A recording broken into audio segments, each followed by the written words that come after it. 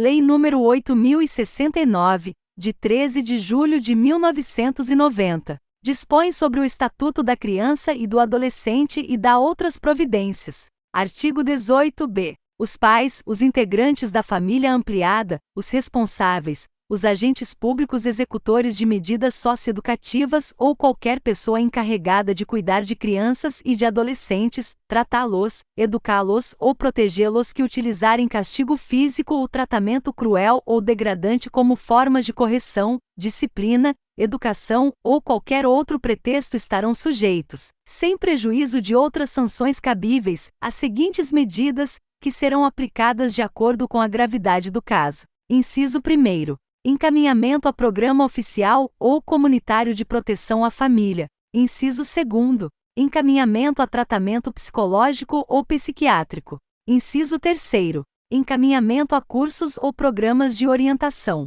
Inciso 4º. Obrigação de encaminhar a criança a tratamento especializado. Inciso 5º. Advertência. Parágrafo único. As medidas previstas neste artigo serão aplicadas pelo Conselho Tutelar, sem prejuízo de outras providências legais. Capítulo 3º. Do Direito à Convivência Familiar e Comunitária. Seção 1ª. Disposições Gerais. Artigo 19. É direito da criança e do adolescente ser criado e educado no seio de sua família, e, excepcionalmente, em família substituta, assegurada a convivência familiar e comunitária, em ambiente que garanta seu desenvolvimento integral. Parágrafo 1º. Toda criança ou adolescente que estiver inserido em programa de acolhimento familiar ou institucional terá sua situação reavaliada, no máximo, a cada 3 meses, devendo a autoridade judiciária competente, com base em relatório elaborado por equipe interprofissional ou multidisciplinar, decidir de forma fundamentada pela possibilidade de reintegração familiar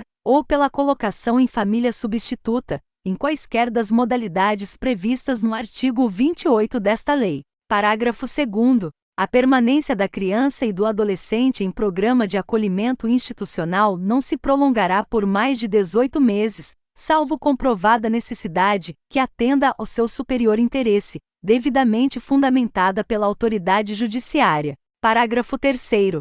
A manutenção ou a reintegração de criança ou adolescente à sua família terá preferência em relação a qualquer outra providência, caso em que será esta incluída em serviços e programas de proteção, apoio e promoção, nos termos do parágrafo 1º do artigo 23, dos incisos 1º e 4º do caput do artigo 101, e dos incisos 1º a 4º do caput do artigo 129 desta lei. Parágrafo 4º. Será garantida a convivência da criança e do adolescente com a mãe, ou o pai privado de liberdade, por meio de visitas periódicas promovidas pelo responsável ou, nas hipóteses de acolhimento institucional, pela entidade responsável, independentemente de autorização judicial. Parágrafo 5º.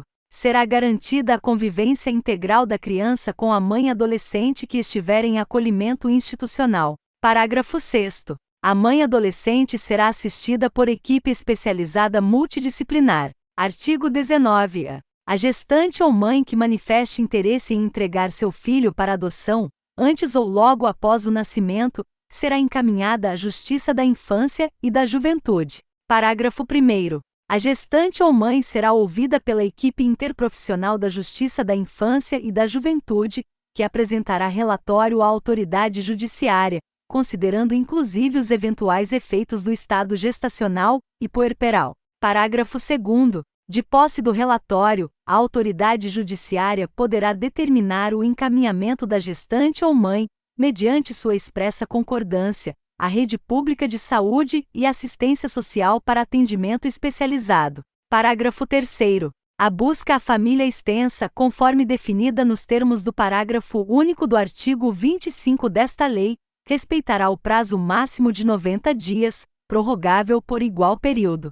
Parágrafo 4º. Na hipótese de não haver a indicação do genitor, e de não existir outro representante da família extensa apto a receber a guarda, a autoridade judiciária competente deverá decretar a extinção do poder familiar e determinar a colocação da criança sob a guarda provisória de quem estiver habilitado a adotá-la ou de entidade que desenvolva programa de acolhimento familiar ou institucional.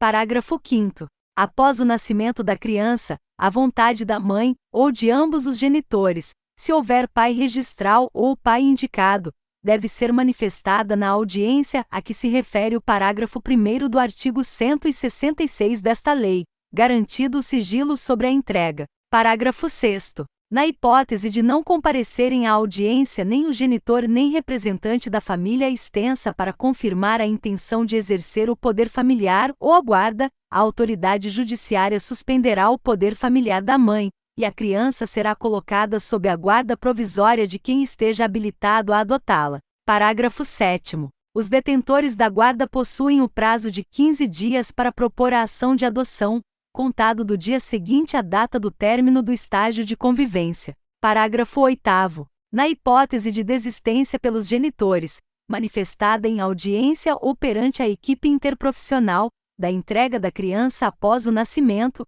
a criança será mantida com os genitores, e será determinado pela Justiça da Infância e da Juventude o acompanhamento familiar pelo prazo de 180 dias. Parágrafo 9º. É garantido à mãe o direito ao sigilo sobre o nascimento, respeitado o disposto no artigo 48 desta lei. Parágrafo 10. Serão cadastrados para adoção recém-nascidos e crianças acolhidas não procuradas por suas famílias no prazo de 30 dias, contado a partir do dia do acolhimento. Artigo 19b. A criança e o adolescente em programa de acolhimento institucional ou familiar poderão participar de programa de apadrinhamento. Parágrafo 1º. O apadrinhamento consiste em estabelecer e proporcionar à criança e ao adolescente vínculos externos à instituição para fins de convivência familiar e comunitária, e colaboração com o seu desenvolvimento nos aspectos social, moral, físico, cognitivo, educacional e financeiro. Parágrafo 2º. Podem ser padrinhos ou madrinhas pessoas maiores de 18 anos, não inscritas nos cadastros de adoção, desde que cumpram os requisitos exigidos pelo programa de apadrinhamento de que fazem parte.